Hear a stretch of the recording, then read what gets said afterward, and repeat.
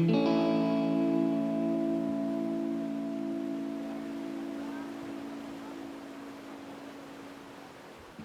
une demi-heure, on s'est retrouvé avec 80 cm d'eau dans la maison. L'eau monte à une vitesse inimaginable. Et puis à 2 heures de l'après-midi, la police dit qu'ils doivent abandonner le quartier et que donc on ne peut plus rien faire pour nous. Et ils quittent le quartier, il n'y a plus personne qui peut y accéder. Ma fille est tombée dans l'eau. Chance pour nous, elle était du bon côté de la route. On a pu la récupérer assez vite, sinon elle partait avec. J'oublierai jamais, c'est gravé. Ce sont les vagues. Jamais je pourrai oublier ce qui est arrivé, jamais. On n'a plus rien nulle part, hein. Oh mon Dieu. Regarde ici.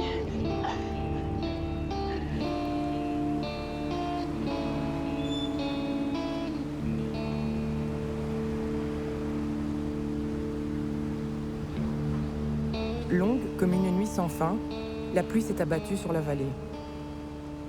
Sans pitié, elle a gorgé les plateaux, rempli les barrages et déferlé sur 2 rivières que beaucoup croyaient si calmes, l'Ourthe et la Vesdre. Le 15 juillet 2021, la Belgique s'est réveillée dans un vertige face à l'une des pires catastrophes climatiques de son histoire. 41 morts, des dizaines de milliers de personnes sinistrées, des torrents de dégâts et d'illusions perdues. Dans les vallées, déjà touchées par la pauvreté, il a fallu reconstruire et dépasser le traumatisme.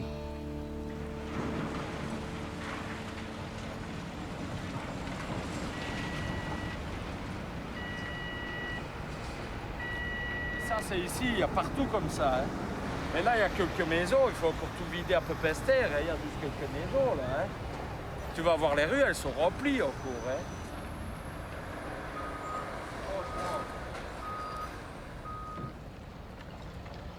Contenir, briser l'enfant, venir ramasser les crabes, vous êtes les bienvenus. Contenir, welcome, je passer.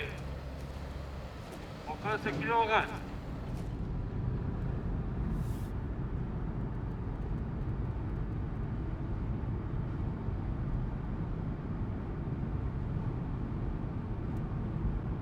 L'état des gens, ça va de très mal à je survis. C'est ce qu'ils te disent tous, en fait. Et comme ce sont des petits jobs, il n'y a personne qui se dit je vais taper du poing sur la table, ou je vais aller rencontrer l'un ou l'autre, et je vais un petit peu me défendre. Ben, ils sont seuls face à une montagne, il ne faut pas se leurrer. Et à partir d'ici, le casse, tout était sous eau. Il n'y a vraiment que la montée de Tir-Merdieu qui n'a pas été prise, mais tout le quartier ici était absolument sous eau.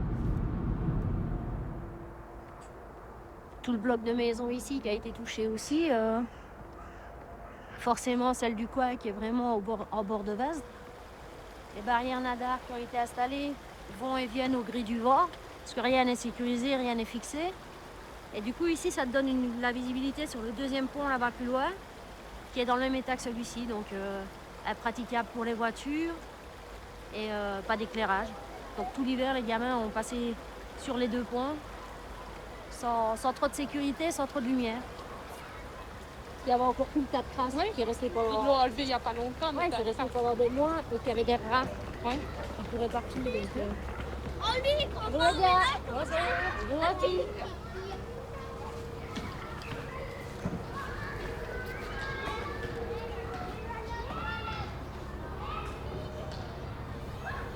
Donc là, on va vers l'annexe qui est en train de s'effondrer.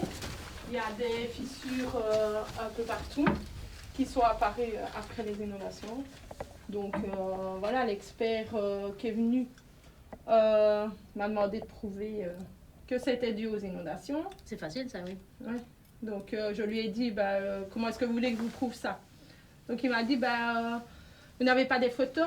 Alors je me suis un peu fâchée, je lui ai dit, je dis, vous faites des photos de vos caves quand vous achetez une maison? Enfin, moi, avant les inondations, ça faisait que 3 mois que... Enfin, ça faisait 3 mois que j'avais acheté, quoi. On a dû stiper de peur que ça s'écroule. Et en fait, l'annexe tire tellement sur la maison qu'il y a des autres fissures qui apparaissent dans d'autres murs. Enfin, moi, j'ai une petite de 3 ans, quoi. Je peux pas me permettre que quand elle va aux toilettes, d'avoir peur que le truc tombe, quoi. Mais eux, ils s'en tracassent pas.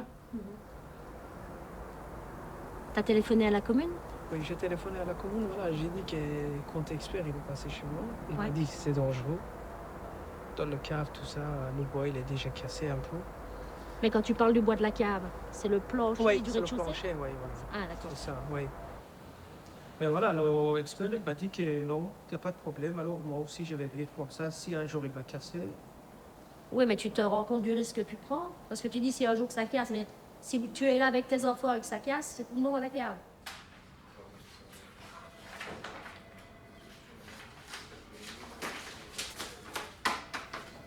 Voilà, petite signature là-dessus, pour toi. Je vais vite faire une photocopie de ceci alors, et on sera bon, ok?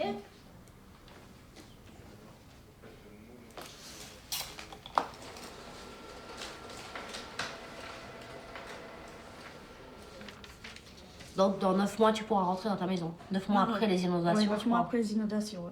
Ça va, ça n'a pas été trop long? Oui, ça va. Et sinon, t'as d'autres soucis ailleurs avec assurance ou Non, non tout va bien. Tout va bien? Ouais. Ok. Les entrepreneurs, Les entrepreneurs aussi? oui. Allez. Parfait. Bah, si t'as des bons entrepreneurs, n'hésite pas à leur faire un petit peu de publicité parce que ils sont rares. Oui. Ouais. T'avais quoi? T'avais tout le rez-de-chaussée qui était foutu? Toute la cave, le rez-de-chaussée à 2,80 m de haut. Et des- Tout le rez-de-chaussée, toute la cuisine, la salle à manger. Ouais. Oui. Heureusement que j'ai eu mes parents aussi qui m'ont hébergée, parce qu'ils ont fait beaucoup de beau travail. Pleure pas. Maintenant, ça va être fini. Tu vas pouvoir rentrer dans ta maison. T'as des enfants? Non. T'es toute seule dans la maison? T'as eu peur? Oui, peur.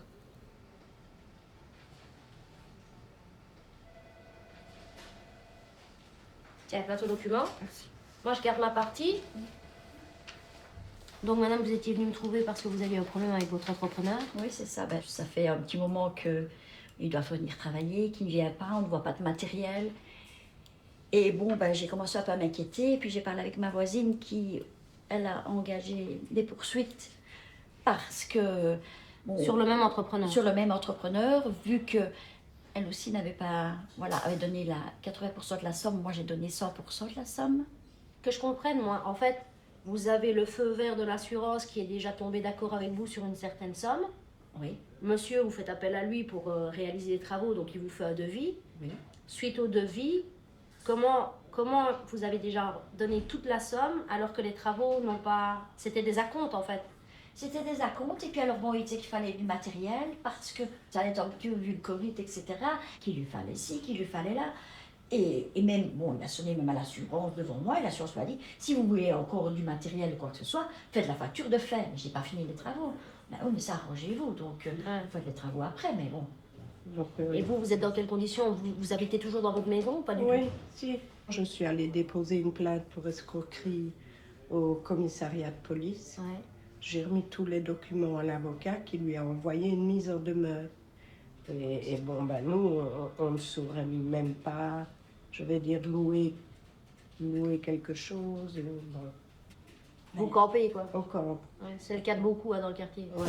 Et moi, ben, je suis obligée de louer, mais à un moment donné, louer, quand l'assurance n'intervient plus, je ne vais plus le pouvoir, quoi, donc... Ça s'est terminé. Ah oui, c'est terminé, parce qu'ils interviennent pour une partie pendant 6 mois. Ouais. C'est quand même 100% de la somme qu'il a touchée. Donc tout ce que vous avez perçu par l'assurance est déjà dans sa poche. Ah oui. Et donc je pense que vous mettre ensemble, pouvoir avoir plus de poids ou lui faire un petit peu plus peur ou...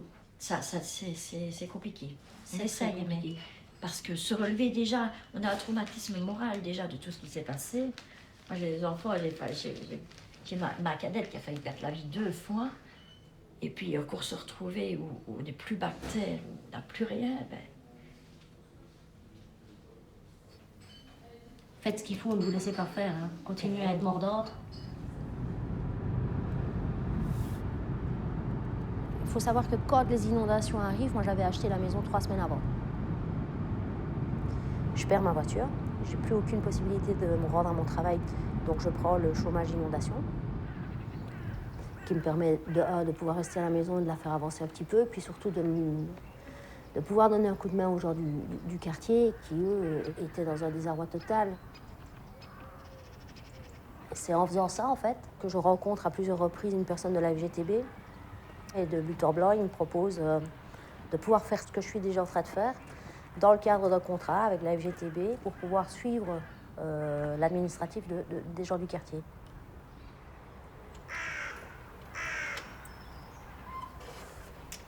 J'aurais pu choisir, opter pour prendre un appartement quelque part, mais bon, les loyers avaient fortement augmenté, donc c'était pas viable économiquement de prendre un appartement. C'était des travaux qui étaient prévus pour 3 mois, donc on me proposait que des bails d'1 an. Et la seule chose viable, et financièrement, et partout ailleurs, c'était de prendre la caravane.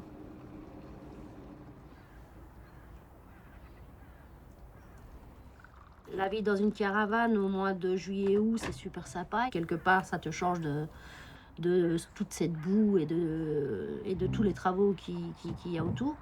Mais quand arrive l'hiver, c'est une lutte pour garder un peu de chaleur et une vie normale, puisque le travail continue. Alors ça, c'est une des erreurs que les sinistrés font toujours, c'est toujours de dire « il y a pire que moi ». Parce qu'à un moment donné, tu refoules ta propre situation. Je parle de mon cas, mais du cas de tout le monde, que ce soit après Javet, Orzival, partout.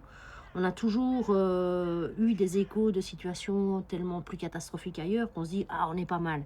Mais en fait, ben voilà, tu n'es pas mal, mais tu n'avais rien à faire dans une caravane à Vielsalm en plein hiver. Comme d'autres n'ont rien à faire avec des enfants dans une seule pièce chauffée avec un chauffage bonbonne.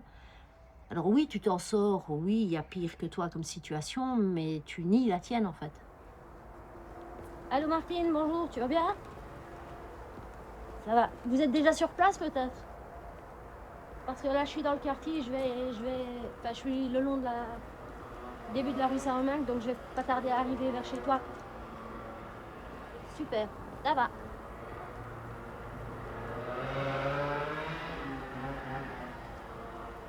Salut Martine. Et comment ça se passe? Bonjour monsieur. Bonjour. Ben, ça peut aller, à dire. Y a rien qu'à avancer? Non. Allez, montre-moi. En fait. Montre-moi.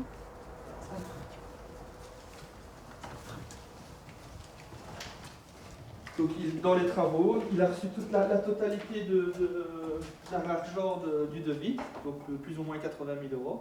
On lui a encore donné 6 000 € pour qu'il achète des matériaux pour refaire le toit. Ouais. Il n'a rien fait, il n'a même pas démonté pour voir quoi. Donc tout ce qu'il a fait jusque maintenant, c'est les 2 murs de séparation, une chape et une chape ici. Et les plaques? Et les plaques aussi. Et quand je regarde l'état des chapes, elle commence à prendre des champignons, c'est ça? Ceci, il a rallongé ceci. Il a rallongé. Mais... Ah, il a juste rajouté ceci? Oui, mais même pas de niveau apparemment. Enfin, même pas de niveau, je ne sais pas. Je ne sais pas s'il devait faire, mais tout ça, c'est crasse.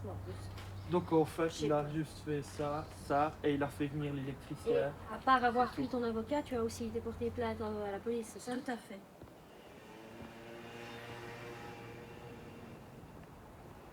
Ah ben, il n'y a rien qui bouge. À notre âge, maintenant, on doit se taper 2 étages pour... quand on va faire des courses et tout ça, on est vraiment usé, quoi. Tout ce que nous, on espère, c'est de pouvoir avancer avec quelqu'un d'autre. Ouais. Et l'avocat, qu'est-ce qu'il a l'air de dire? L'avocat, il l'a cité au tribunal. Ça, c'est déjà une bonne chose. Ouais.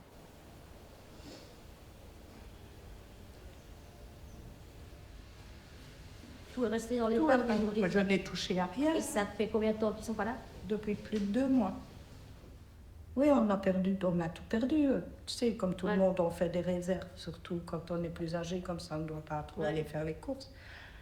Tout a été perdu, tous les meubles, absolument tout ici, la voiture aussi. T'as eu la totale? Voilà, la totale. Je ne s'attendais pas à finir le jour comme ça, je te jure. Quel âge tu as? 73, je vais avoir 73 ans. Ouais. Allez, on se met un défi que la maison soit réparée. Ah oui, avant tes 75. C'est encore 2 ans. J'ose pas imaginer comment ça va aller. À partir du moment où tu es en justice, ça ne va pas tout seul. Hein. Je ne crois pas, en tout cas. Allez.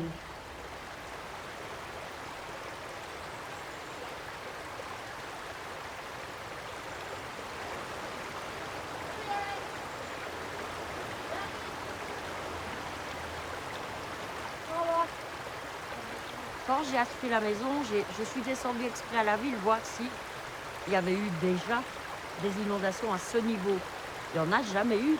L'eau est montée de moins 6 mètres. J'ai vu ma citerne à mazout passer au-dessus du toit de ma maison et atterrir là au fond. Quoi, tu vois. Je crois que j'oublierai jamais de ma vie. Jamais. Jamais. Faut pas oublier, hein. Faut apprendre à vivre avec, mais oublier, ça ne sert à rien. Si ça se reproduit, il faut qu'on soit prêt aussi. Oui. Le ruisseau reste toujours là-bas. Le ruisseau est à sa hauteur normale. Là, oui, bon, là, c'est... Et du coup, il n'y a rien dans la maison. Pas du tout. On peut aller de l'autre côté, hein. Pas de souci. Ben, tu vois toi-même qu'il n'y a pas grand-chose qui a bougé. La maison n'est pas habitable, il y a toujours les CI de police qui ne veulent pas m'enlever tant que le dessous n'est pas fait. On ne m'a jamais vraiment explicitement dit qu'il y aurait expropriation, mais je ne le sens pas. Je trouve déjà quand même pas normal qu'il ne soit pas même envoyé ne fût-ce qu'un courrier pour me dire, madame, n'entreprenez rien parce que, à votre endroit, nous avons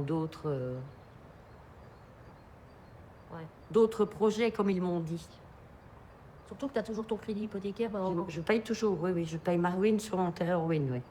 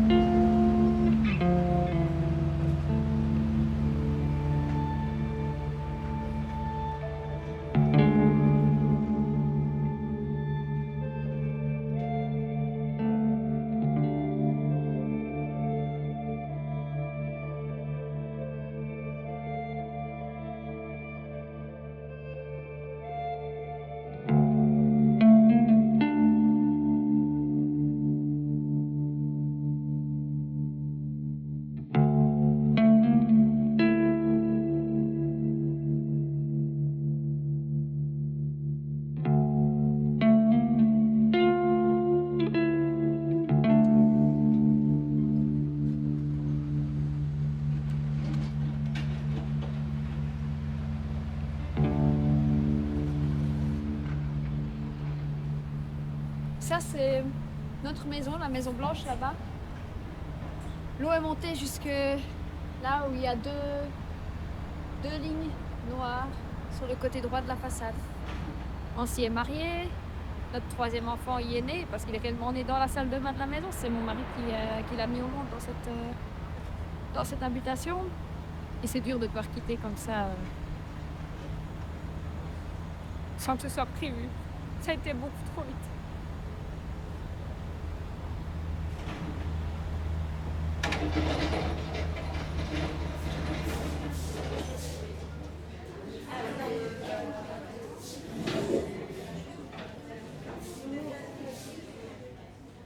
Le contre-expert nous a dit qu'il y avait d'autres expropriations qui étaient sur la table, d'autres démolitions qui auraient lieu, que notre maison pourrait gêner dans le cadre de la réhabilitation du quartier, si je peux dire comme ça.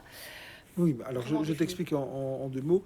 Évidemment, on verra comment les choses peuvent se faire, mais j'ai comme projet de proposer aux propriétaires de racheter leur bâtiment à la valeur vénale avant sinistre, donc de telle sorte que vous puissiez, avec cette somme d'argent, racheter ou un équivalent, oui, c'est ça. L'équivalent, on espère pas Pasteur, hein, mais voilà. Donc l'idée c'est ça. Hein. Et donc je crois que donc notre habitation est quand même sur la table également. Alors. Ah tout à fait. Oui, c'est ça. Ainsi que le voisin. Parce que nous on était prêts à y retourner, et puis quand on s'est retrouvé coincé, on dit non, il faut Il faut qu'on ait des perspectives, d'en parler, voilà, ça me prend, des perspectives d'avenir, parce que pour l'instant, il n'y en a pas. On revient à Wigny avec des maisons qui ont des loyers qui flambent. Ah oui, c'est honteux. C'est usuraire, oui, c'est vraiment pas correct. C'est vraiment pas correct. Donc, tout à fait d'accord avec toi.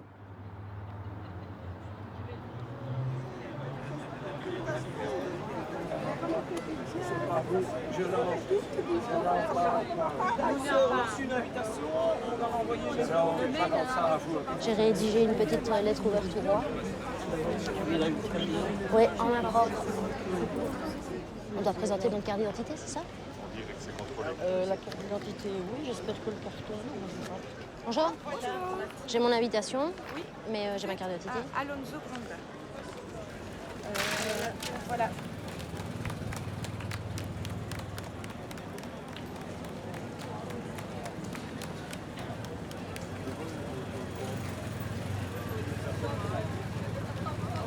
Il va avoir honte d'avoir abandonné les sinistrés.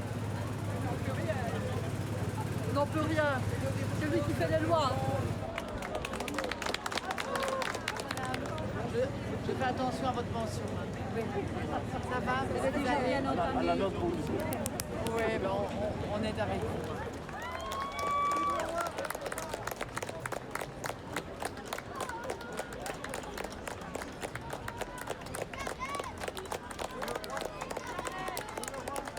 Sire, savez-vous que derrière les chiffres qu'on entend de la part des assurances ou du ministre-président wallon, la réalité est tout autre? Quand j'entends que 90% des dossiers seraient clôturés par les assurances, comment l'expliquer à Youssef? Mon voisin qui a touché 37 000 € alors qu'il en a pour 110 000 € de travaux. Depuis les inondations, sa vie est entre parenthèses à cause de ces travaux que l'assurance refuse de payer. Il y a tellement de personnes dans la même situation que Youssef à Verviers et ailleurs. Cela alors que les assurances ont réalisé des milliards de bénéfices avec nos primes ces dernières années. Nous, on a beau frapper aux portes, on n'y arrive pas. Et on frappe aux portes depuis 1 an et ça fait 1 an qu'on n'y arrive pas.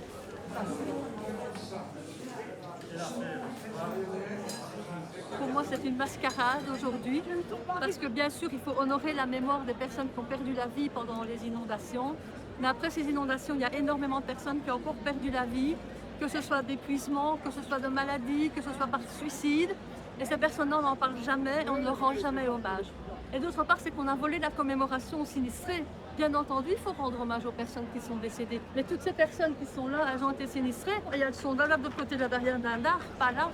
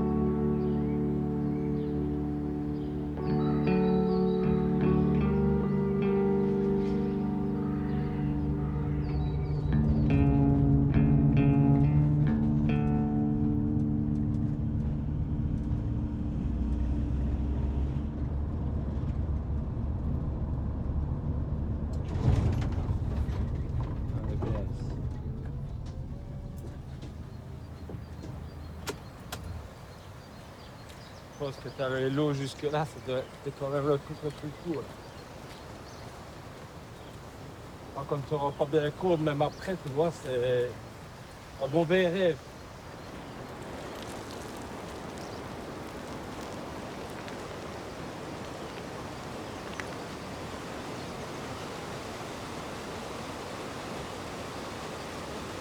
Plastique pour nourrir les océans, la frigolette. On a tout.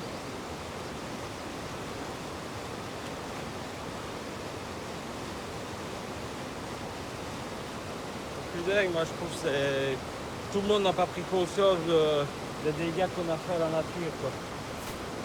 Ce qu'on est toujours en train de faire. Allez bien, ma grosse. La pollution d'il y a 30 ans ou 40 ans, ben, on est en train de la déguster, quoi. Dans les océans ou même dans notre viande. Voilà. Ça, il paraît que c'est le pire, la frigolette, tu vois. Et il n'y en a pas que là. Et enfin, il y en a partout. Je suis sculpteur, mais dans ma sculpture, je pourrais y mettre un message, mais le message est déjà lié au matériel que je récupère. Mais avant ça, déjà, j'étais très surpris de ce que tous les gens jetaient. Mon message dans mes créations, c'est un déchet qui reprend une deuxième vie, quoi.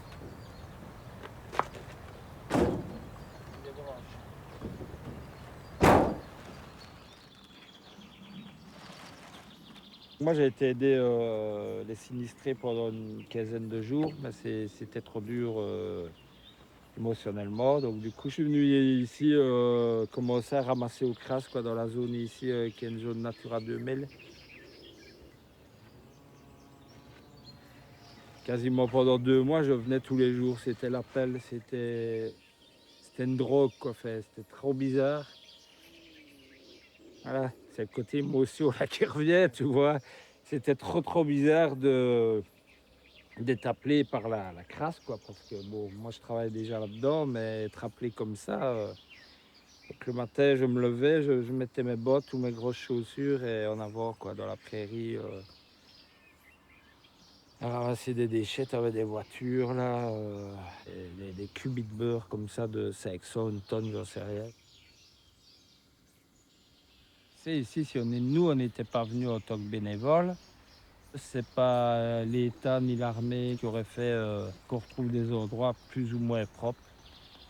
Et alors on a fait des rencontres extraordinaires, quoi. Donc c'était ça aussi la richesse parce que c'était dans la misère, tu peux quand même voir ce qu'il y a de beau, quoi. Il n'y a pas besoin de voir juste le côté négatif, quoi. C'est ça aussi le côté récup, voir où sont les belles choses et en faire quelque chose, quoi. Donc, la reconstruire la vallée, moi je dirais l'assainir, mais reconstruire ou essayer de reconstruire, non. Ce qu'on doit faire, c'est bien la nettoyer, bien la laisser vivre. Quand l'être humain aura compris que de vivre avec elle, je pense que là, on pourrait vivre dans une belle harmonie et sur une belle planète. Elle est belle, hein, c'est pas ça le truc, c'est qu'elle est sale, on la salit tous les jours. Ouais, on la salit tous les jours. Rosette, allez, va. Allez, va. Allez, va, là.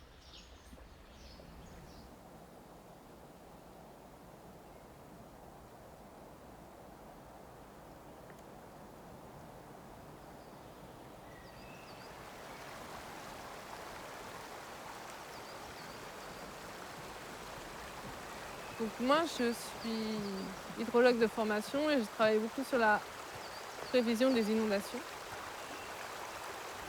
Et je me suis intéressée à l'impact des types de sols et du relief et comment on aménage le territoire, quel est l'impact en fait sur le type de ruissellement. Avec des précipitations qui peuvent être plus importantes aujourd'hui, on a d'autant plus cette problématique qui se crée, quoi. Voilà un truc intéressant, c'est un embâcle, une accumulation de bois qui est liée en fait à l'inondation de 2021 et qui est toujours ici. Donc on voit très bien que la rivière qui a un espace ici de 1,50 m, 2 mètres, est venue à déborder et à augmenter de taille de 3-4 mètres, mais aussi en hauteur. Là on est au niveau du sol, et, on est à 1,50 m de niveau de bois charrié, quoi. Voilà. Et ça démontre la force de la rivière à cet endroit.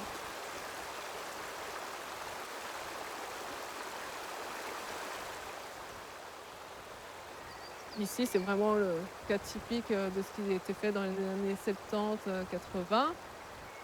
On a quand même une espèce de monoculture. C'est pas une forêt naturelle. Il suffit de voir l'alignement des arbres. Les arbres ont tous le même âge et donc c'est facile de gérer ces parcelles. En termes de biodiversité, clairement, c'est très faible.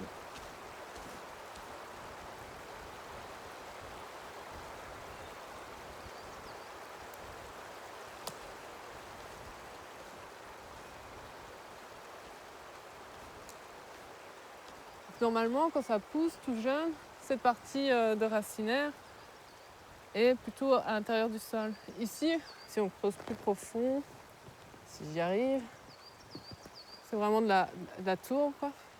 Et en fait, quand on a planté, on a aussi drainé. Et petit à petit, en fait, l'arbre, chaque saison, il va pomper l'eau. Et ici, on le voit, on n'a pas du tout de couvert sous la plantation des épicéas. On a juste une espèce de mousse, un petit peu de fougère là où il y a un peu de lumière, mais c'est tout. Et donc, si on a ruissellement, il n'y a pas d'arrêt possible. Il y a très peu de micro-reliefs qui peuvent retenir les précipitations et l'érosion, quoi. Et donc, ça va directement vers la rivière.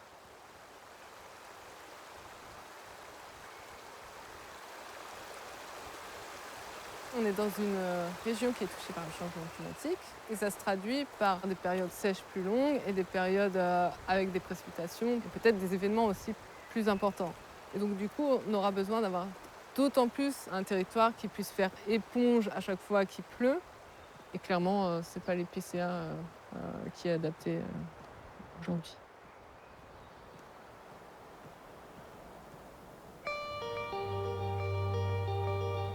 Entre 1860 et 1970, l'homme a planté 7000 hectares d'épicéas sur le plateau des Hautes-Fagnes, l'équivalent de la ville de Liège. En juillet 2021, les sols, malmenés par la production de bois et le drainage, n'ont pas pu garder l'eau sur les hauteurs. La moitié du volume qui a déferlé dans la Vesdre est venu d'ici. Après la pluie, on a plutôt critiqué le barrage d'Eupen. Sa gestion aurait pu être meilleure et fait toujours l'objet d'une enquête judiciaire. Mais des affluents de la Vesdre avaient déjà débordé de plusieurs mètres, bien avant qu'on relâche en pleine nuit les eaux du barrage. C'est le dérèglement climatique qui a engendré ces pluies infernales, et l'aménagement du territoire a aggravé la catastrophe. Colonisée par les habitations et les anciennes usines de l'industrie lainière, la Vesdre n'avait tout simplement plus de place pour s'écouler. Début 2022, la région wallonne confie à des experts de l'Université de Liège et au studio de Paola Vigano une mission délicate, développer une nouvelle vision pour le bassin versant de la Vesdre. L'urbaniste italienne est reconnue mondialement pour son travail sur les interactions entre l'eau, les villes et les êtres humains. Je vois qu'il y a quand même une chose que qui m'a beaucoup frappé de cette rivière, c'est sa force. Parce que tu comprends que c'est vraiment une rivière torrent et on ne s'attend pas à ça. Et aussi, tu vois comment l'espace est vraiment tenu par ces murs, ces bâtiments. Et ça caractérise beaucoup le paysage de la ville industrielle, de la ville textile. Il y a le caractère des méandres qui s'innuent et parfois on les a rectifiés, on les a raccourcis. On l'a plus comme un objet alors qu'on devrait la regarder comme un sujet, recomprendre comment elle fonctionne. Et ça a créé le risque, parce que le risque finalement était lié à cette présence de la ville directement sur la rivière et dans la rivière.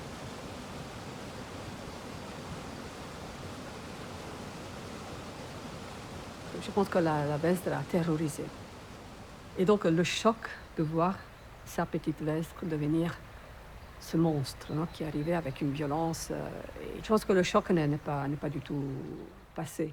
Et la question, c'est la coexistence avec une rivière qui a les caractéristiques de la Vesdre, qui peut être extrêmement violente. Ça, il faut le savoir. Donc la rivière la Vesdre n'est pas un objet pacifique. Mais on peut coexister que si on commence à se connaître un petit peu mieux. Et on sort de l'idée qu'on a tout domestiqué, on a tout résolu, que finalement on est justement les patrons de ce monde dans lequel nous sommes. Nous sommes là avec des autres et on doit essayer de comprendre au mieux comment vivre avec.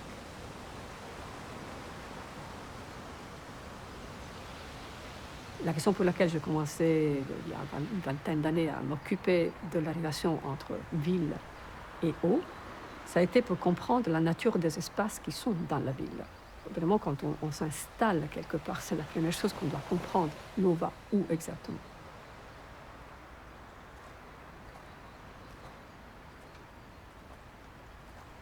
La question, c'est de retrouver ces moments de respiration de la rivière et à partir de là, revoir aussi les berges. Elles sont quand même très, très dures. Élargir un petit peu la rivière et son lit aurait vraiment des avantages l'eau serait un petit peu ralentie, les pics de crue seraient un petit peu réduits. Pour régénérer toute la vallée, il faut imaginer quelque chose de nouveau. Même comment on fait ça, comment on réalise ça, comment on sort d'un cadran rigide dans lequel nous sommes. Et on commence à retrouver le plaisir de travailler avec ce qui existe déjà. Comment laisser plus de place à la rivière sans engendrer une vallée morte? Les urbanistes ont leurs idées. Créer des prairies inondables, encourager les habitants les plus à risque à vivre aux étages.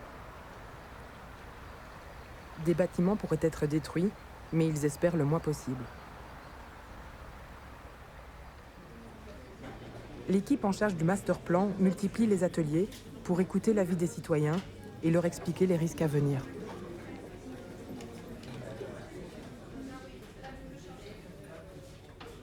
Donc bonjour à tous, merci d'être là ce samedi matin.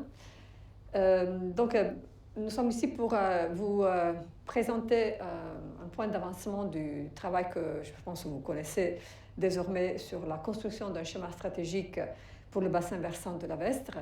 Et pour parler du futur, ce qui n'est pas très simple, ce sont les experts de l'Université de Liège, les climatologues, qui nous disent que les étés vont se réchauffer plus vite dans le futur que les hivers. Et donc, on aura une demande très forte d'eau par l'agriculture en été. Les modèles qu'ils utilisent suggèrent que des précipitations extrêmes sur 3 jours similaires à celles que vous avez eues en juillet 2021 pourraient se répéter 2 fois d'ici 2050. Donc, vous comprenez que le futur, c'est beaucoup plus de sécheresse. Et ça va devenir un problème énorme, surtout sur la partie haute, donc sur les plateaux, plus que dans le fond de la vallée. Toutefois, il y aura aussi des épisodes d'inondation. Alors, il faut savoir que le plan de secteur sous-évalue totalement le risque d'inondation. Donc, vous avez des instruments de planification qui ne tiennent pas compte, pratiquement, de ce risque. Et, par exemple, parmi aussi les plans communaux de développement de la nature, il n'y a aucun qui se concentre sur la restauration de la rivière en donnant plus d'espace à la rivière. Donc, on doit y arriver quand même, non? Ou on a déjà décidé qu'il n'y aura pas de transition. Parce qu'on peut se dire, finalement, on n'est pas capable. Donc,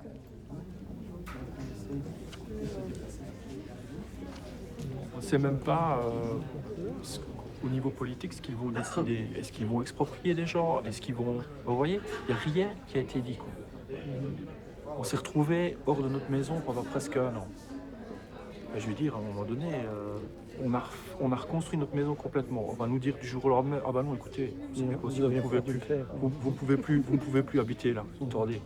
C'est ça la réalité pour l'instant. on a passé la première partie de notre travail, surtout en écoutant le deuil qui était fait de tout ce qui s'était passé. Et c'est juste à partir vraiment de cette ouverture vers le futur qu'on a commencé à parler d'autre chose. Je ne suis pas en train d'arriver avec mon projet et de dire, écoutez, voilà l'expert qui arrive avec toutes les idées claires. Je suis très conscient du fait qu'on propose un parcours qui n'est pas simple, parce que c'est un parcours qui est partiellement expérimental. Ça fait partie d'un changement qui n'est pas qu'un changement qui concerne la vallée de la Vestre, mais c'est un changement planétaire. Et on utilise le moment de la catastrophe comme levier pour dire, vraiment, il faut essayer d'aller dans une direction différente.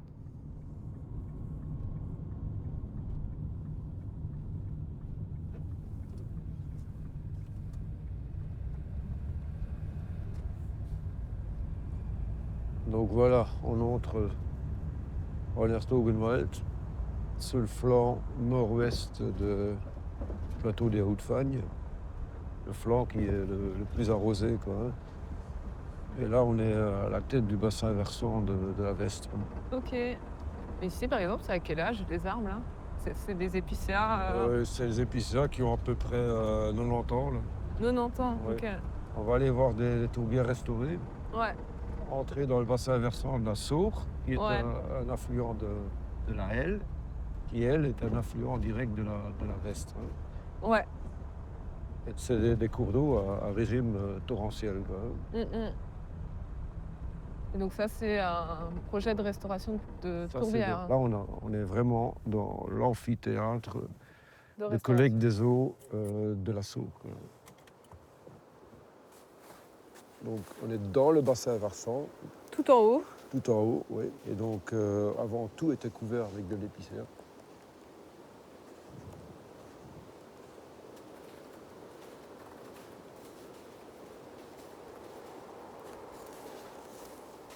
Donc voilà, on arrive sur une digue. Et donc, on a tout enlevé et recréé, restauré les tourbières. Donc, ça retient pas mal d'eau, une digue pareille. Il faut savoir que sur le plateau des Hauts-de-Fagne, il y a 1000 mares qui ont été créées. En juillet 2021, tous ces bassins de rétention étaient remplis. Notre objectif, c'est de maximiser l'éponge, mais quand l'éponge est pleine, voilà. C'est terminé, quoi.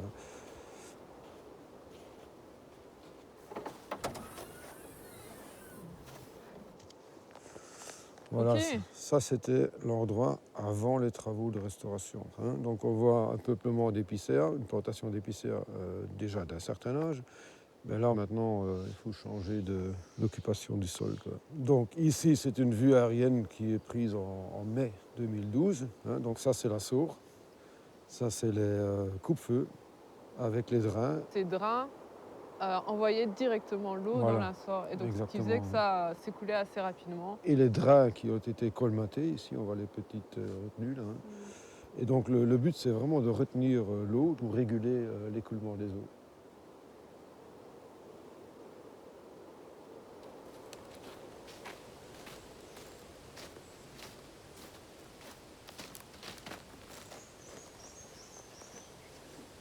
Voilà, ici on est arrivé sur un ancien drain.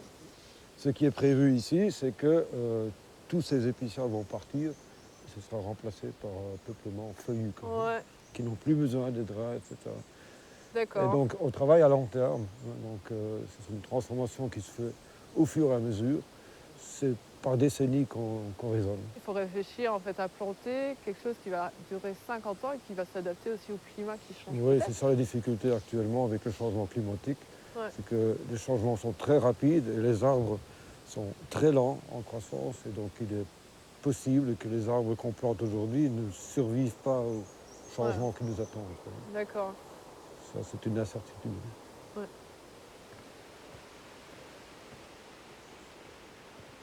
Voilà, ici, on va... Quand il y a trop d'eau, ce qui arrive régulièrement, les eaux du fossé bordier, du chemin, sont envoyées vers une zone d'immersion, quoi, Voilà. et pas directement vers le cours d'eau, quoi. Voilà. Parce que finalement, ces drains dessinent des chemins préférentiels. Et donc, si de temps en temps on évacue l'eau de ruissellement vers des zones et vers la forêt, ben, ça n'arrive pas en bas très Plus rapidement. lentement, Quoi. Ouais. En sachant qu'hier encore, on a rendu un avis défavorable pour une construction Ouais. d'habitation en zone inondée en juillet 2021. Il faut être conscient de ça. Hein. Donc, nous, on essaie de faire le maximum en tête de bassin versant. Voilà. Et maintenant, il y a beaucoup de choses à faire en aval aussi, quoi. Ouais.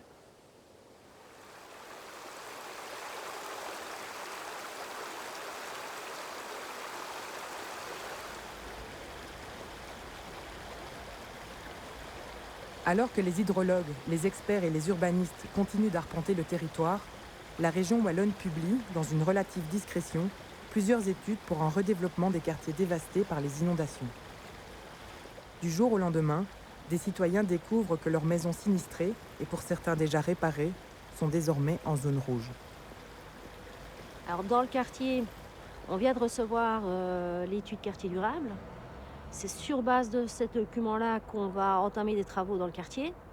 Et ici, ce que ça va impliquer, c'est que l'école communale reste, elle va être rénovée, mais tout ce qui est à droite de l'école communale et qui va jusqu'au pont est dans le quartier durable, rachetable pour être démoli. Donc en gros, ça nous fait 7 maisons qui vont être rasées pour laisser plus d'espace à l'eau. À l'heure actuelle, dès que la maison est reprise dans la liste, ben, la valeur est à 0. Donc leur maison ne vaut plus rien. Et s'ils ne vendent pas, hypothétiquement, ils seraient propriétaires d'un bien qui ne sera plus jamais vendable et qui ne vaudra jamais plus rien. Et on est 1 an et demi après les inondations, donc c'est très difficile. Pour ceux qui ont vécu les inondations et qui ont passé dans les maisons et qui ont un vécu, c'est pas juste l'endroit où ils sont domiciliés, c'est tout un ensemble de choses qui font que leur vie était ici. Ça fait mal au cœur quand tu reviens? Ouais, c'est quand même, toute ma jeunesse, j'ai grandi là. Voilà, en plus, comme elle va souvent disparaître, ça me fait bizarre. Ça fait plus de 30 ans que j'y habite, hein, depuis l'âge de 17 ans. La maison va être à démolir parce qu'il y a un nouveau plan de la région wallonne. Et quand je suis allé me présenter au rendez-vous, il me dit voilà, votre maison, on vous donne autant, vous avez un temps de réflexion, de réfléchir, mais c'est eux qui imposent un peu les prix, tout a augmenté. Une maison qui coûtait 100 000, c'est 180 aujourd'hui. Ouais. Et on a un peu regardé avec ma femme sur Liège, la même chose, avec un rez-de-chaussée premier, deuxième unifamilial, c'est entre 200 et 230 000.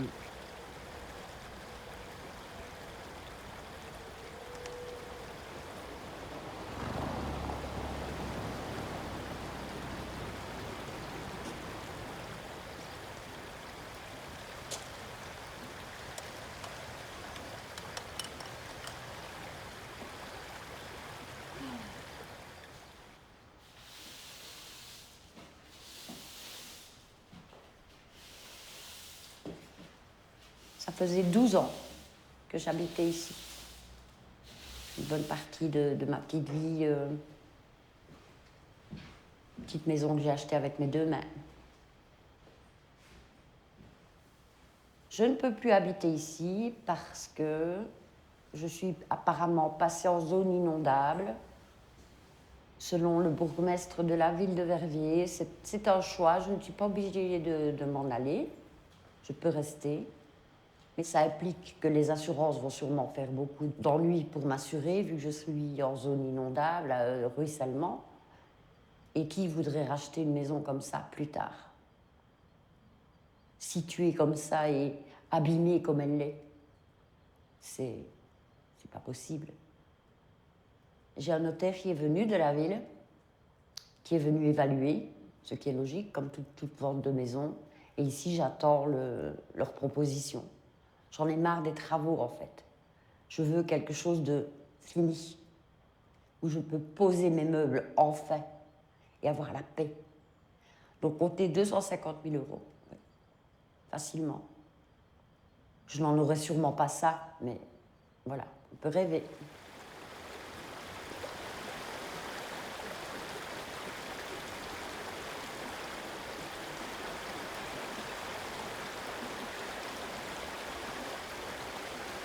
Le problème avec le mur de berge, c'est que personne ne veut le prendre en charge. Et la ville de Verviers, à mon avis, a l'intention de faire un bassin de récupération d'eau parce que l'endroit est un endroit d'amoncellement d'eau, de ruissellement, des pagnes, etc. Ce qui fait que tout est inondé chaque fois qu'il pleut trop fort, quoi. Et ça risque de se reproduire, malheureusement. Et c'est pour ça qu'ils nous font partir. Lorsque j'ai été inondée, je me suis retrouvée chez maman. J'ai l'impression d'avoir été oubliée. La petite maison de Mangombrou, et ça fait mal. J'ai participé à toutes les réunions du master plan pour comprendre, pour ne pas parler de choses que je ne connais pas. Comme ça, j'étais un peu au fait de tout ce qui se passait. Et, bon, je lisais les journaux, je participais aux réunions, je donnais mon avis. Ce sont des réunions intéressantes, mais à très long terme. Ça ne m'apportait pas de réponse, là, maintenant. C'est des réflexions qui se font, eux, mais pour dans 50 ans. Pas pour dans les 10 jours, ni les 2 mois, ni les 6 mois.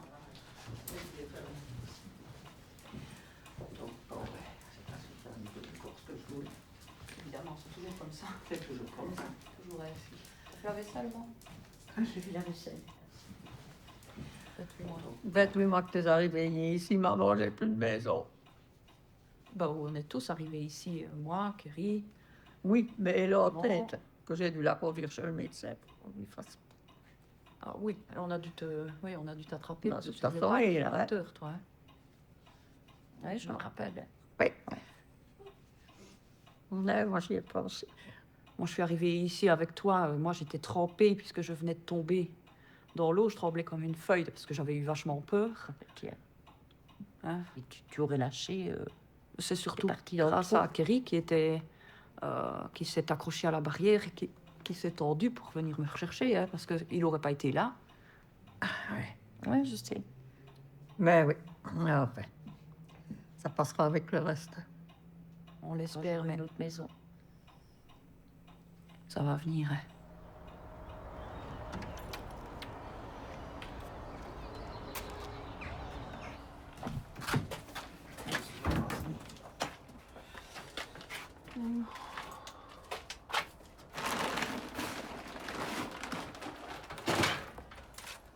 Notre ruine. Hein.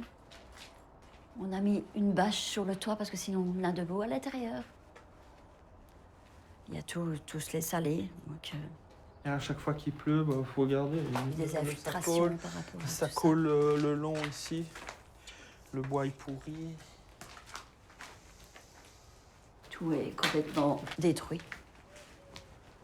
Ça nous fait prendre conscience qu'on est dans l'impasse et qu'on ne sait pas la solution pour pouvoir réintégrer notre maison. Et qu'on se dit, c'est décourageant. On la voit, on prendrait ces gens par son cou, on partirait parce que...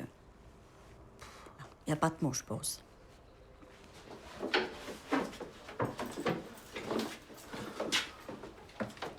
Voilà, les portes ne ferment plus. Avec l'humidité qu'il y a eu. Ça se ferme plus. C'est la chambre de la grande, et là, à côté, c'est la chambre de la petite.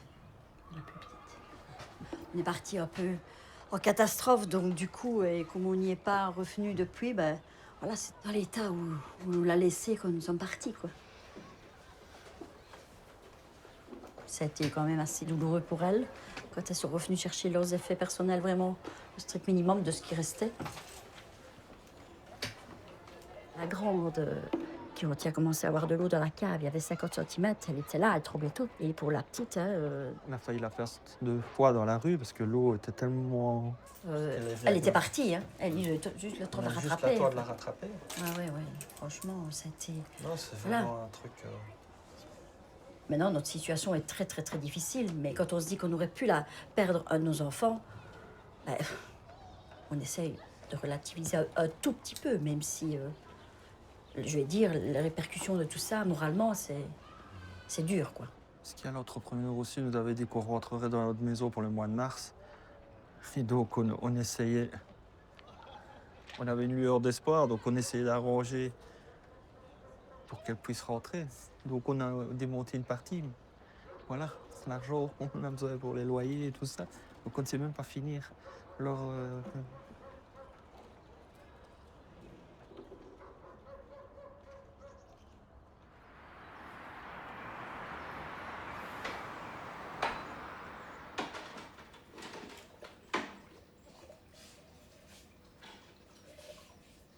Donc, nous, ici à Dizon, et nous n'avons pas d'aide. Nous n'avons pas de soutien. Voilà, on est dans l'impasse parce que personne nous aide. Et voilà, la vie est injuste parce que lui, par la suite, s'est mis en faillite. Juridiquement, nous avons gagné le procès, mais financièrement, il y a peu de chances qu'on récupère quoi que ce soit. Comment il peut faire comme si de rien n'était, quoi? Comment est-ce que c'est possible qu'on le laisse faire, surtout? C'est surtout comment c'est possible, comme maman dit, qu'on laisse faire ces gens-là. Toi, tu vas pas payer une petite facture, tu vas voir directement les huissiers, les saisies, etc. Lui, il vole les gens des grosses sommes et on le laisse mener la belle vie. C'est pas normal, c'est...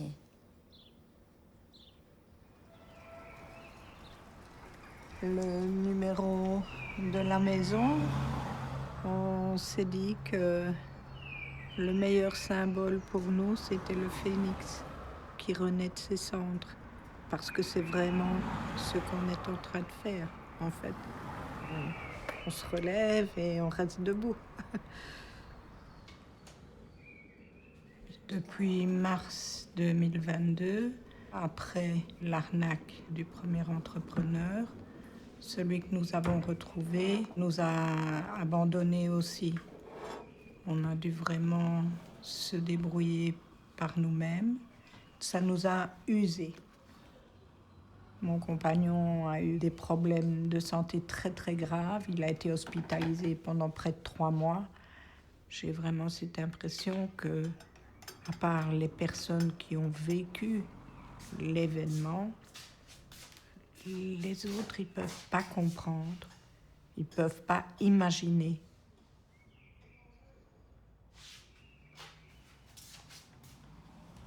Et le lendemain matin, quand les routes ont été de nouveau accessibles, il y a une de mes filles qui est venue nous chercher. Elle a dit, vous ne pouvez pas rester là.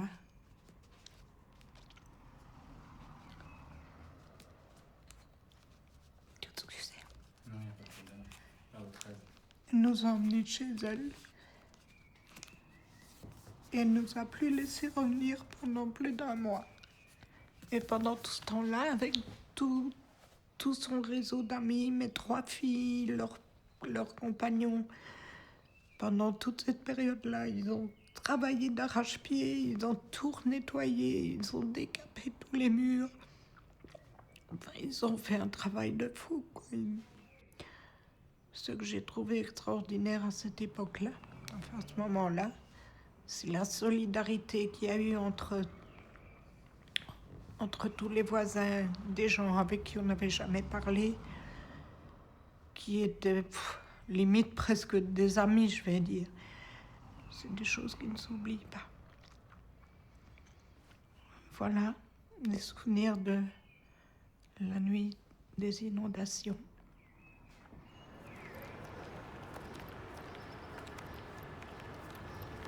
Il a fallu tout changer, il a fallu changer de boulot, il a fallu prendre des nouvelles habitudes. Et ça a été quelque chose de très, très compliqué aussi, parce que quand c'est pas prévu et que c'est subi comme ça, il y a une fatigue énorme qui s'est installée pour des banalités. Je dis toujours que c'est ma maison, même si elle a été vendue à la commune pour être démolie et que ça fait déjà longtemps qu'on le sait. Mais jusqu'à la vente, en février 2023, j'avais toujours envie de rentrer dans ma maison. Là, on serait revenu maintenant ici, on ne serait pas... Non, on serait pas heureux, tout est trop différent. Non, c'est sûr. C'est pour ça que quand vous vouliez au début racheter la maison, après, moi je voulais pas, parce que je sais que ça aurait été trop dur, même pour tout le monde après. Quoi, réemménager? Oui. Ça aurait été trop difficile. On va pas voir à l'intérieur.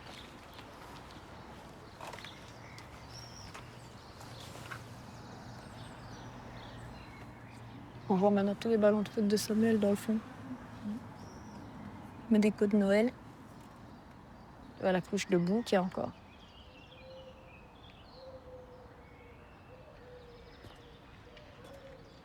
Je serais quand même curieuse de savoir ce qui va advenir de ce quartier et ce qu'ils vont en faire dans les années à venir.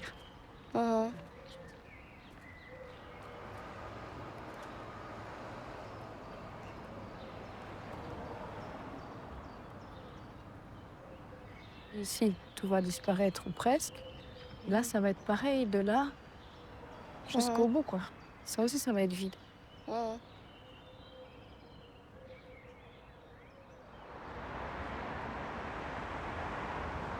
Attention. Ok, t'as un numéro de téléphone ou attends, je vais demander dans le car peut-être.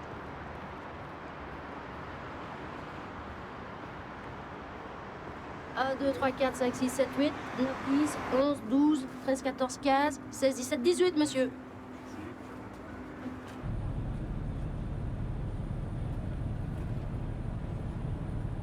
Après quelques mois à la FGTB, Maria a été embauchée par le réseau wallon de lutte contre la pauvreté, qui se bat pour le droit au logement et à une vie digne pour tout le monde. Aujourd'hui, elle en est quelques sinistrés à la journée pour l'élimination de la pauvreté. L'occasion idéale pour rappeler que les inondations ont aggravé une crise sociale qui continue dans les quartiers où Maria soutient les victimes de la catastrophe. Salut. Salut. Salut, ça va? Ça va et toi? Ce que je veux bien, c'est que tu me prennes déjà, que tu me prépares le penser et agir collectivement. Ouais. Donc les 4 feuilles qui vont ensemble, tu vois. Et ces panneaux-là vont se retrouver où en fait? Sur la scène du théâtre et puis sur le podium de la manifestation.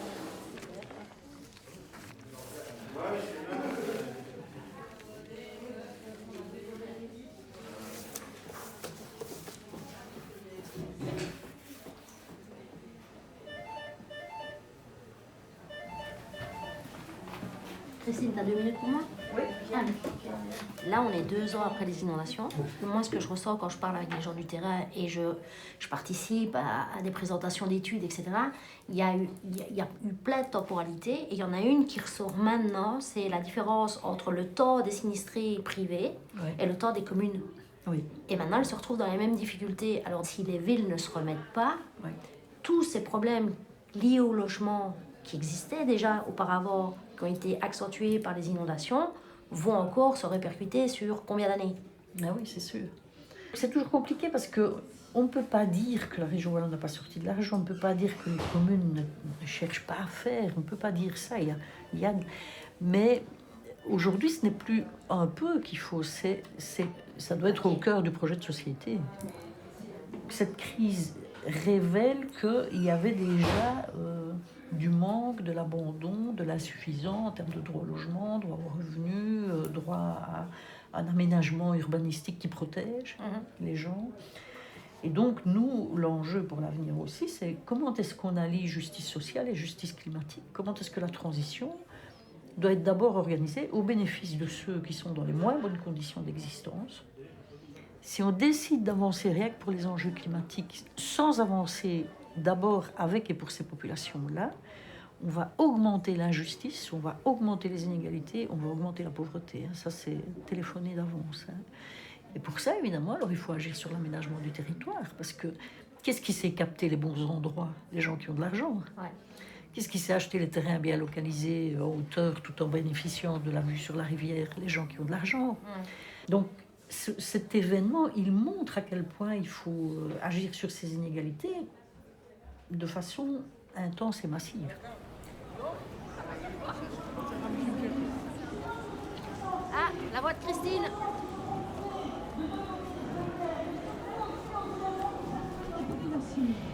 On peut la faire en s'imposant dans les pieds de ceux qui ont l'autorité et la décision. On peut la faire si on crée une force vive ensemble. Le droit au logement qui n'est pas garanti aux populations, ça fait du mal sur l'entièreté de la vie. Au réseau wallon de lutte contre la pauvreté, on n'est pas prêt à plier les chines. Invitez à courber les chines. Jamais. Invitez à courber les chines. Jamais. Invitez à courber les chines. Jamais. Ouais.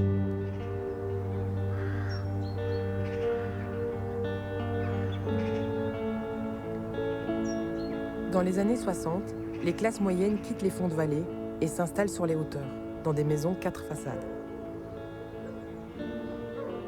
Depuis, les vagues de lotissement s'enchaînent, notamment sur le plateau de Herve. Des zones d'activité industrielle s'invitent en bordure d'autoroute. À la bétonisation s'est ajoutée l'arrivée de l'agriculture intensive. Les exploitations se sont agrandies, les vergers ont été arrachés pour optimiser l'élevage. L'urbanisation a augmenté le ruissellement des eaux, mais une autre manière de vivre sur les plateaux est encore possible. Arrêtons-nous ici.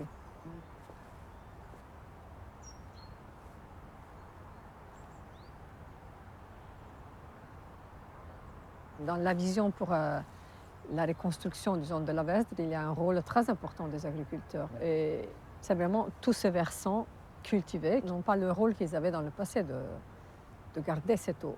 Et pour la sécheresse, le fait d'arriver à garder l'eau, ça permettrait aussi de continuer à cultiver d'une façon meilleure, disons. Avec ces haies, on pourrait quand même renforcer un petit peu pour ralentir l'eau qui descend.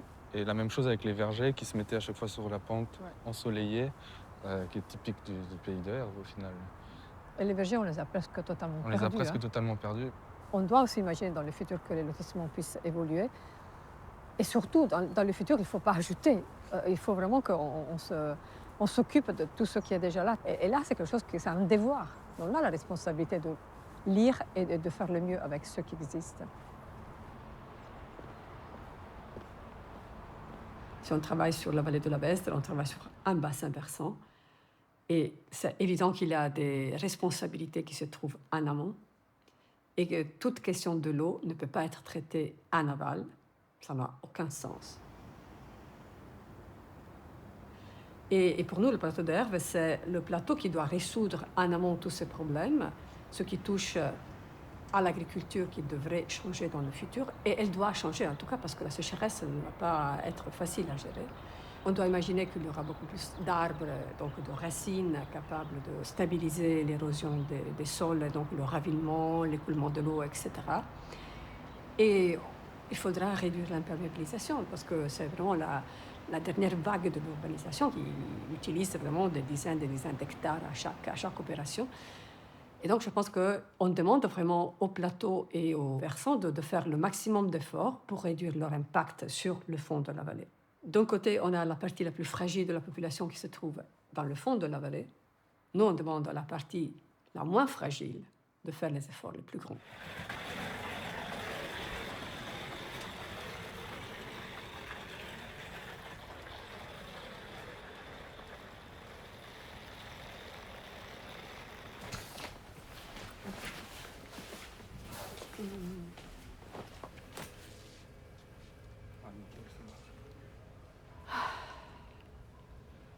Deux ans après les inondations, Paola Vigano et ses collègues vont présenter pour la première fois aux citoyens le master-plan de la Vesdre. Dans la salle, les élus locaux se demandent quelle sera l'ampleur des efforts à fournir alors que les communes sinistrées affrontent de sérieux problèmes financiers. Monsieur le ministre, mesdames et messieurs les députés, chers collègues bourgmestres, Madame Vigano, également bienvenue à vos équipes. Je suis heureuse aujourd'hui de vous accueillir ici parce qu'aujourd'hui je pense que c'est un jour important. On va découvrir les résultats d'un travail, d'une étude. On va découvrir un schéma stratégique qui concerne la Bourg mais qui concerne aussi le reste de la vallée et les plateaux. Alors merci au gouvernement wallon parce que je peux le dire ici, c'est la seule autorité supérieure qui nous aide financièrement à reconstruire les villes. On vous l'a dit mardi, ce n'est pas encore assez. On va continuer à venir un peu vous ennuyer, mais c'était déjà beaucoup, donc je tiens à vous le dire. Et donc je ne serai pas plus longue, je vais vous céder la parole à Madame Vigano. Bonne soirée à tous.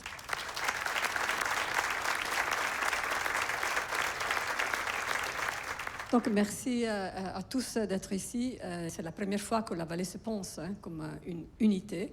C'est déjà un élément important. Et aussi d'une certaine façon amener des ambitions pour cette vallée, c'est-à-dire partir d'un moment douloureux, tragique, et essayer de le transformer pour imaginer finalement une vallée meilleure.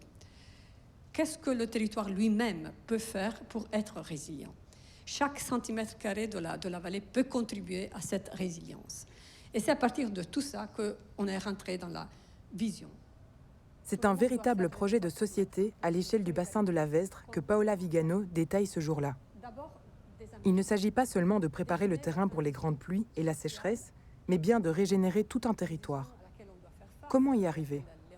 Il faudra améliorer la gestion des barrages, adapter l'agriculture des plateaux, recréer le plateau éponge des Hauts-de-Fagne, rénover les villes pour qu'elles captent mieux les eaux de pluie.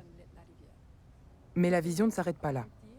Le territoire ne peut plus être géré uniquement à l'échelle des communes ou de la région. Villes et villages doivent s'imaginer un nouveau destin commun, échanger des services, cohabiter de façon solidaire avec les forces et les faiblesses de chacun. Un projet commun, une vision commune qui est nécessaire. Merci.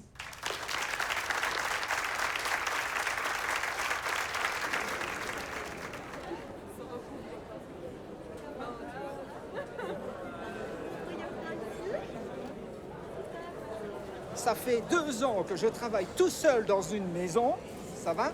Et on va m'exproprier. Moi, je suis là depuis 1960, c'est honteux. On ira jusqu'au Conseil d'État, on prendra des avocats, mais on ne veut pas être démoli. Vous n'avez qu'à reprendre. Je pense que vous avez raison. Et, mais je vais aller trouver le ministre. Allez voir le ministre. Ben, nous, on n'est pas d'accord, ça va? Il y en a certains qui ne sont pas d'accord, surtout ceux qui ont travaillé. Et moi, je travaille toujours, ça va? C'est honteux. faut gérer cette transition sur des multiples réseaux. Il y a les agriculteurs, il y a les gens de l'eau, il y a les gens pauvres qui habitent dans le fond de vallée, qui réclament certaines choses. Il y a les gens qui habitent sur les plateaux, qui ont compris quand même qu'ils ont des responsabilités. C'est un bon moment. Et moi, je pense qu'il faudrait vraiment travailler sur cet aspect. Et ce ne sera pas ça qui va vous prendre beaucoup d'argent. On peut aussi continuer le travail qu'on a fait avec les habitants, qui attendent ça. J'ai plusieurs personnes qui sont venus me dire... Ils sont venus me dire, mais alors on va continuer comment? Il y a une partie de la population qui est prête à faire un pas. La force, l'énergie que vous pouvez prendre de ces personnes qui sont déjà engagées, qui ont déjà des idées, c'est énorme. Ok. Merci en tout cas infiniment. Merci. À vos équipes. Merci. Voilà. Bientôt. Et à très bientôt.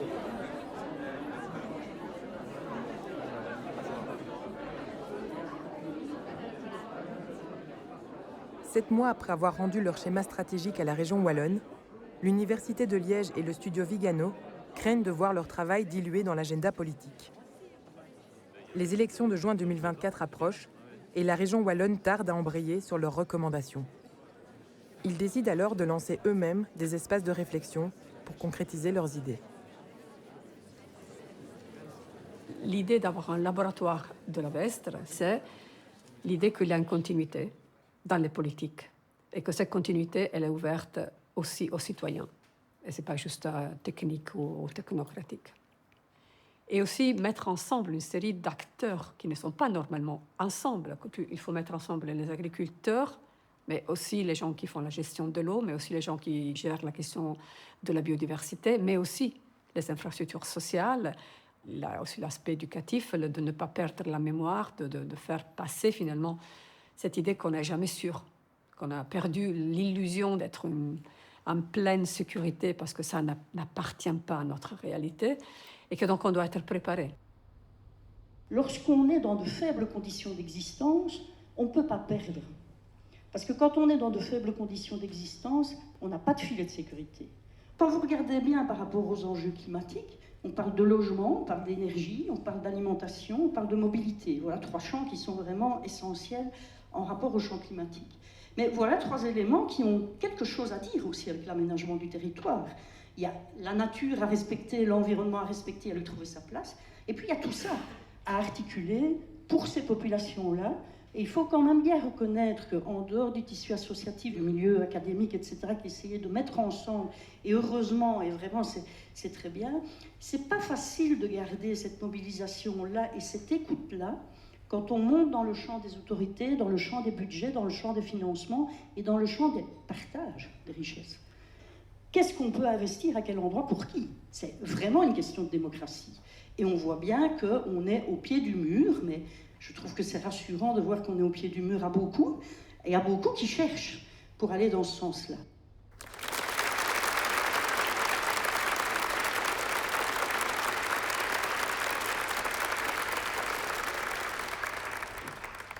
Le projet de laboratoire, c'est un laboratoire de la transition sociale et écologique de la vallée de la Vestre. Donc, comment on peut apprendre à vivre avec le risque, qui est un risque construit par nous. Et donc là, c'est quelque chose qu'en partie, on doit apprendre, on doit comprendre quelles sont les conditions de résilience. La résilience, c'est ça, c'est l'acceptation de l'événement. Il n'y a pas de résilience sans solidarité. Mais la question de la solidarité n'est pas une question de comment être how to be good, hein, comment on est bien, on est bon. Non, c'est que structurellement, il n'y a pas de résilience sans solidarité. Il y a un besoin de cohérence. Un labo comme quelque chose qui agit sur le socle écologique, spatial et social. Ensemble.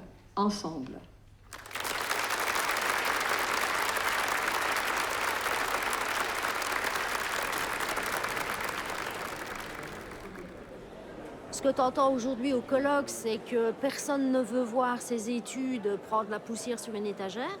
Par contre, les études qui ont été réalisées au niveau d'autres inondations qui se sont passées avant, comme notamment dans la vallée de Lourdes, c'est très exactement ce qui s'est passé. On les a réalisées, elles étaient chouettes, on les a mis sur une étagère, elles n'auront servi à rien. Ça me rappelle en fait une réponse de Willy Boursu lors d'une intervention au Parlement wallon, où lui très clairement répond un laboratoire de la Vestre, non, et un laboratoire de la Vestre, non, au moins jusque 2024. Ça veut dire, laissez-nous le temps d'aller aux élections, possiblement de revenir dans le gouvernement et à ce moment-là, on en parlera. Et du coup, entre 2024 et 2021, 3 ans se sont passés. 3 ans où on a mis de l'argent, on a impliqué des gens, on a fait travailler des gens et tout ça n'aura servi à rien pendant 3 ans. Si les mêmes personnes ne reviennent pas au gouvernement, combien de temps encore allons-nous perdre? Viens, grosse, vite. Allez, vite.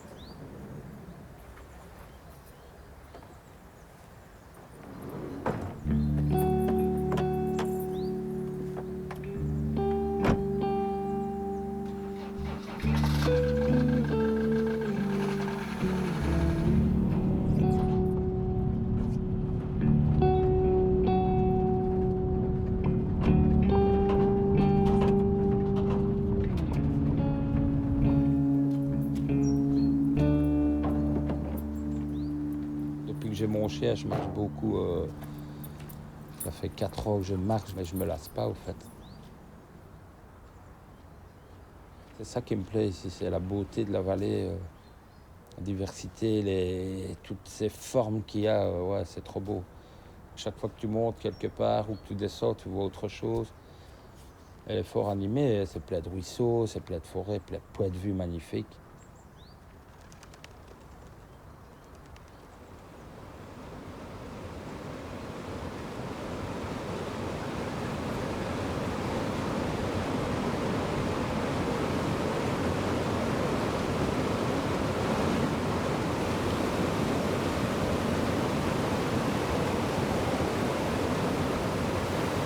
Quand tu es là, tu comprends mieux que c'est faux. Parce que le bruit que ça fait, est-ce que ça entraîne aussi sur le chemin, les arbres? Ah, moi, ça m'impressionne, ça me retourne d'être là. Ça fout la trouille, hein, Noisette.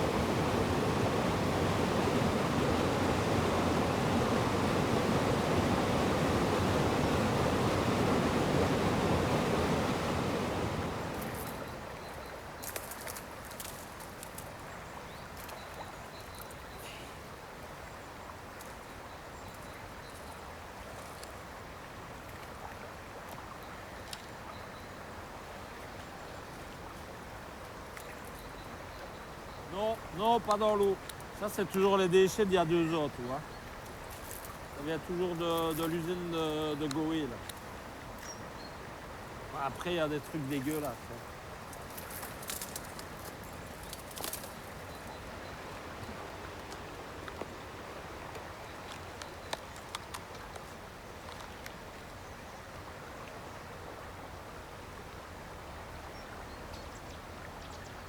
Un extincteur. Tiens, t'as fait des belles trouvailles. Noisette, non, pas dans l'eau.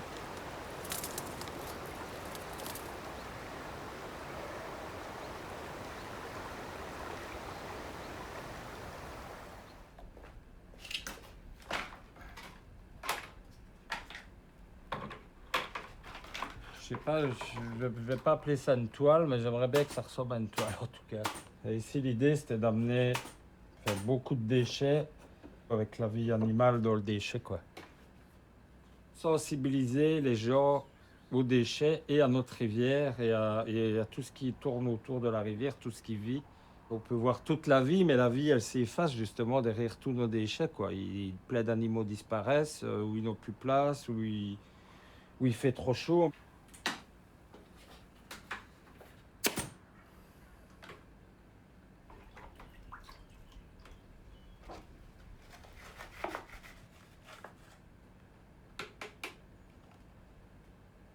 Moi, jeune,